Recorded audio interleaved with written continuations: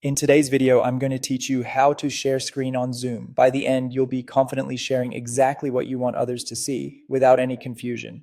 First, open the Zoom Workplace desktop app on your PC. Before you go any further, make sure you're signed in. Being signed in ensures you can start a meeting and access all the sharing controls. If you're not sure, look for your profile icon in the top right corner. If you see it, you're good to go. From the Home tab, click the large orange New Meeting button.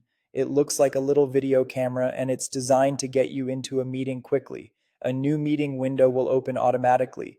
If you're prompted to start, click Start. This confirms you're ready to begin and brings up the meeting interface. Now focus on the bottom center of the meeting window. That's where the controls bar lives. If it fades out, just move your mouse to make it reappear. Look for the green button labeled Share Screen. It has an upward pointing arrow inside a square.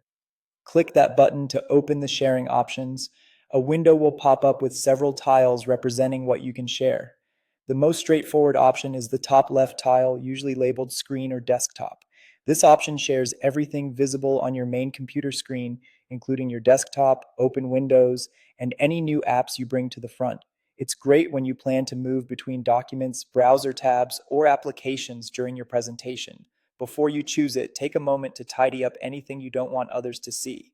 Close unrelated windows and consider pausing notifications to avoid pop-ups appearing during your share.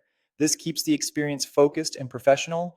If you work with multiple monitors, you'll see a separate tile for each screen, typically named Screen 1, Screen 2, and so on. Click the one that contains the content you want to show.